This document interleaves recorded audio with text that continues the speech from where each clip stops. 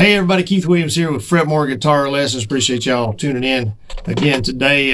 This is part 2 of a lesson I did the other day on the Nashville number system, revealing the secrets of the Nashville number system. I know a lot of times we hear that and we think, oh, it's just for professionals, it's just for an elite group of people, and just you got to live in Nashville, you got to be a studio musician, all that kind of thing, in order to understand it or to use it and utilize it in your life.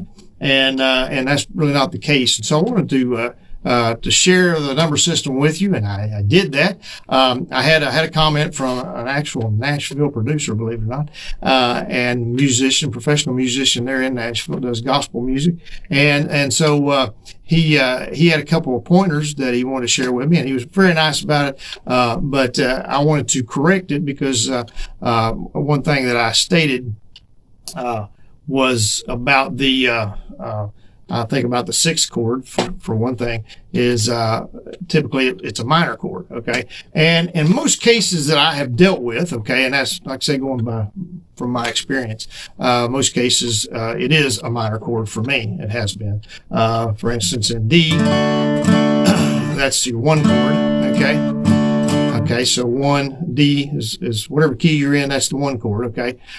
So if you're just catching this second part, you need to go back and watch the first part. I'm not going to go over all of it again, but if you're in D, for instance, that's your 1 chord. So D, then E would be your 2, F is your 3, okay? And then G is 4, back to A, is 5, and then the 6th chord is a B, okay? And so, typically, when you're playing in D, you're playing the 6th chord, it's a B minor, okay? Same way with G, your 6th chord is an E, okay? But typically it's an E minor. But what he was saying was you want to assume it's a major chord unless otherwise noted, okay? So if it was a 6 minor, it would have a 6, 6 there, and then a little M, small M, which would indicate that it is a minor. But otherwise, it would be a major chord, okay? So the 6th chord is an E, and in the key of G, it is an E, okay? But it could be an E minor. I guess it could be an E7th, too, if you had a 7th beside it. It could be a diminished chord, same way with, the D, even though typically what I've been accustomed to is playing a B minor for the 6th chord, but it could be a B major, okay, or a B7th, something like that. So it still falls into the 6th chord because it is the 6th chord in that key, okay.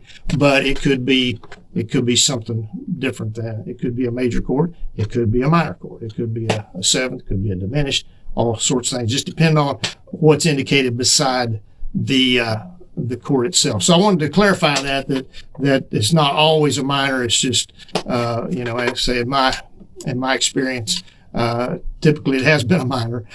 So I kind of made an assumption that most 6th chords are minors, but they don't have to be. So I wanted to clarify that. I wanted to set the record straight there. And then another thing I didn't mention, I don't believe, was like when you're same way with sharps as well, because in the key of E, for instance, the minor chord in the key of E is a C, but it's a C sharp minor, not a C minor.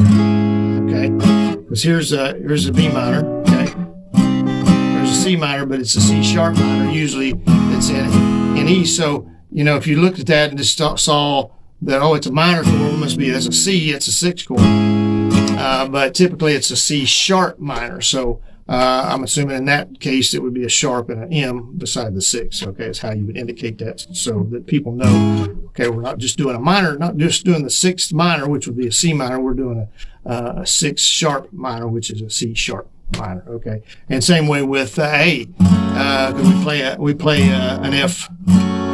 We play an F sharp minor there as well. Okay, so it's not an F minor; it's an F sharp minor in the key of A. Okay, so anyway, just to clarify some things, and so you understand the Nashville number system, and you don't get confused, because it sounds confusing when you don't understand it to begin with.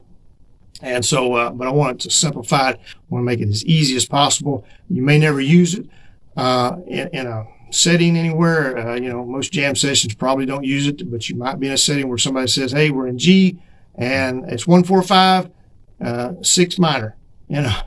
and you're like, what's 1/4? What, even though typically in the key of G, it's G, C, and D, and then the minor chord would be an E minor. But if you don't know what those numbers mean, it could throw you off, and you're just sitting there trying to figure out what everybody's doing.